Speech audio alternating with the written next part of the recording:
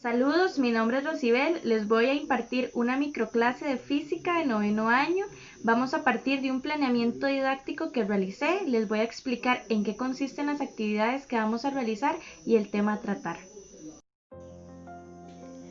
En la parte del planeamiento lo primero que tenemos que hacer es completar la parte administrativa donde están los datos personales, por ejemplo la Dirección Regional de Educación Térraba, el nombre y apellido del docente que es mi persona, Rosibel Vega Leiva, nivel noveno año, Centro Educativo Colegio Técnico Profesional de Buenos Aires, asignatura Ciencias, curso lectivo 2020. En la primera parte o primera sección tenemos las habilidades que vamos a desarrollar, por ejemplo, dice habilidad para ver el todo y las partes, así como las conexiones entre estas que permiten la construcción de sentido de acuerdo al contexto. En la sección 2 encontramos los aprendizajes esperados, dice formula preguntas significativas que aclaran varios puntos de vista para la mejor comprensión de un problema.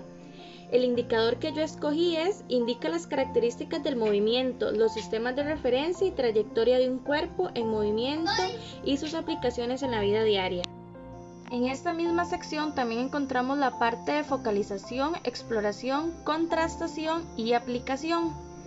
En la parte de contrastación les voy a explicar brevemente las características del movimiento, los sistemas de trayectoria, la diferencia entre vectores y escalares, diferencia entre distancia y desplazamiento, diferencia de rapidez y velocidad y el movimiento rectilíneo uniforme.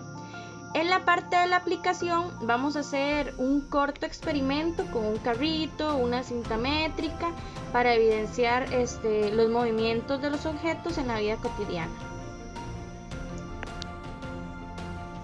En la sección 3 vemos los indicadores de aprendizaje esperados, donde valoraremos el nivel alcanzado por cada estudiante, ya sea inicial, intermedio y avanzado, según sea el trabajo que realice. El movimiento consiste en el cambio de posición de un móvil con respecto a un objeto que se considera fijo en el transcurso del tiempo. Todo cuerpo puede estar en movimiento o en reposo. Por ejemplo, cuando viajamos en un autobús, nos estamos moviendo porque nuestra posición cambia con relación a las casas, a los árboles, que esos son considerados cuerpos fijos. El movimiento rectilíneo uniforme es un movimiento donde la rapidez y la velocidad no cambian en el transcurso del tiempo, y a eso se le llama constancia. Vamos a hablar sobre los tipos de movimiento. Para empezar tenemos la trayectoria rectilínea, es en el que los cuerpos desarrollan la trayectoria en una línea recta. Es el movimiento más estudiado. Después tenemos la trayectoria circular, es un movimiento circular donde el cuerpo siempre se encuentra a una misma distancia de un punto fijo, llamado centro. Después tenemos el movimiento parabólico, es un movimiento curvo que describe los cuerpos cuando suben y bajan afectados por la gravedad. Tenemos el movimiento o la trayectoria irregular, que son los más fuertes en la naturaleza, ya que estos no siguen una trayectoria predecible, cambian constantemente de dirección y no tienen un punto fijo donde llegar. Por último tenemos la trayectoria elíptica. El cuerpo que se mueve describe una forma llamada elipse, por ejemplo, el movimiento de los planetas alrededor del Sol. Continuamos con la diferencia entre los vectores y los escalares. Los escalares son las unidades que no necesitan dirección, tienen solamente la magnitud, por ejemplo, la masa, 100 kilogramos. La longitud serían 50 metros y el tiempo 30 segundos. Por otra parte tenemos los vectores, que son las unidades que además de la magnitud también necesitan una dirección. Se representan con una flecha que indica dirección, por ejemplo el desplazamiento 60 metros al norte, la fuerza 25 newton al sur. Continuamos con las diferencias entre la distancia y el desplazamiento. La distancia es la suma de todos los caminos recorridos. Por otra parte, una trayectoria es el camino recorrido por un cuerpo desde el inicio hasta el final. Un móvil es el cuerpo que cambia de posición. El desplazamiento es la línea recta que une el punto de salida y el punto de llegada. Y el punto de referencia sería el punto fijo a partir del cual se refiere el movimiento de un cuerpo. Aquí, por ejemplo, tenemos la distancia, que es todo lo que recorre un cuerpo, no importa si va al norte, si va al sur, al este o al oeste, al final se suman todos los recorridos. Por otra parte, el desplazamiento siempre va a ser la distancia o el recorrido real desde un punto inicial hasta el punto final, sin tomar en cuenta las otras direcciones que tomaron. Es como la línea recta desde el inicio al final. Vamos a hablar sobre la diferencia entre la rapidez y la velocidad. La rapidez se dice que es una cantidad escalar, por lo tanto solo tiene magnitud. La fórmula para calcular la rapidez sería rapidez igual la distancia dividido entre el tiempo. Hay que recordar que la distancia es la suma de todas las trayectorias que hace el objeto. Por ejemplo, si yo tengo un atleta que camina 12 metros al norte y luego 10 metros al sur en un tiempo de 15 segundos, me preguntan que cuál sería la rapidez. Entonces yo aplico esta fórmula.